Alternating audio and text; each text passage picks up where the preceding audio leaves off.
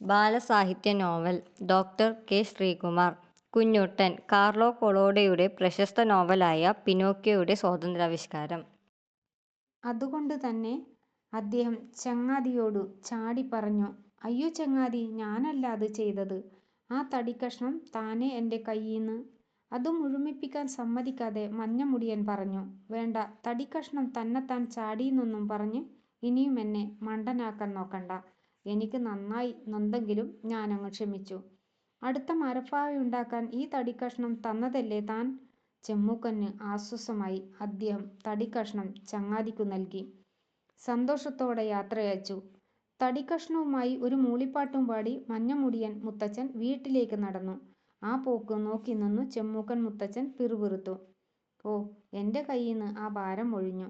ആ കുരുത്തം കെട്ടവൻ എന്റെ ചങ്ങാതിയെ ഇനി എത്ര കഷ്ടപ്പെടുത്തുമോ ആവോ. " കുറച്ചു ദൂരമേ ഉണ്ടായിരുന്നുള്ളൂ മഞ്ഞമുടിയൻ മുത്തച്ഛന്റെ വീട്ടിലേക്ക്. എന്നിട്ടും തടിക്കഷ്ണത്തിന് ക്ഷമ കെട്ടു. മഞ്ഞമുടിയന്റെ കയ്യിലിരുന്ന് അത് ഞെരിപിരി കൊണ്ടു. അടുത്ത പാവയെക്കുറിച്ചോർത്തു നടന്ന അദ്ദേഹത്തിന് ആ വീർപ്പുമുട്ടൽ മനസ്സിലായതേയില്ല. എങ്ങനെ മനസ്സിലാവും? തന്റെ കയ്യിലുള്ളത് സാധാരണ തടിക്കഷ്ണമല്ലെന്നും അദ്ദേഹത്തിന് അറിയില്ലല്ലോ.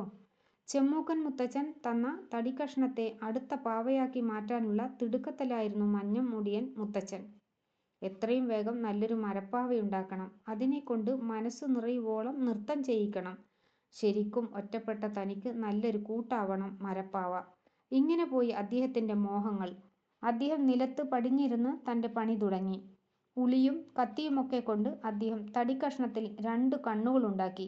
കൺപോളയും പീലിയും കുഞ്ഞു കൃഷ്ണമണികളുമൊക്കെയുണ്ടാക്കി. 2 കുഞ്ഞിക്കണ്ണുകൾ.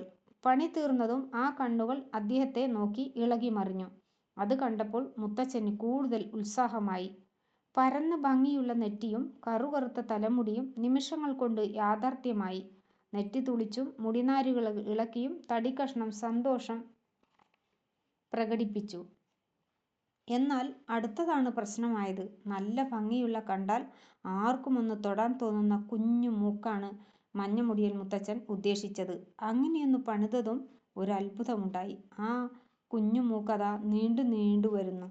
ഇതെന്തു മറിമായം എന്നോർത്ത് മുത്തച്ഛൻ മൂക്കു മുറിച്ചു. നിമിഷങ്ങൾക്കകം അത് വീണ്ടും വളർന്നു. മുത്തച്ഛന് വിട്ടില്ല. അദ്ദേഹം വീണ്ടും വാശിയോടെ മുറിച്ചു. ഇങ്ങനെ നീണ്ടും മുറിച്ചും എത്ര നേരം കഴിഞ്ഞെന്നാണോ മൂക്കിന്റെ വളർച്ച നിന്നത്. ഏതായാലും ഒടുവിൽ നല്ലൊരു മൂക്കിനടി ഉടമയായി തടിക്കഷ്ണം. മൂക്കു ചുളിഞ്ഞു. അത് മഞ്ഞമുടിയൻ മുത്തച്ഛനെ അത്ഭുതപ്പെടുത്താനും മറന്നില്ല. പിന്നെ ഓരോന്നായി സംഭവിച്ചുകൊണ്ടിരുന്നു. കുഞ്ഞുവായിലെ കുഞ്ഞുനാവ്.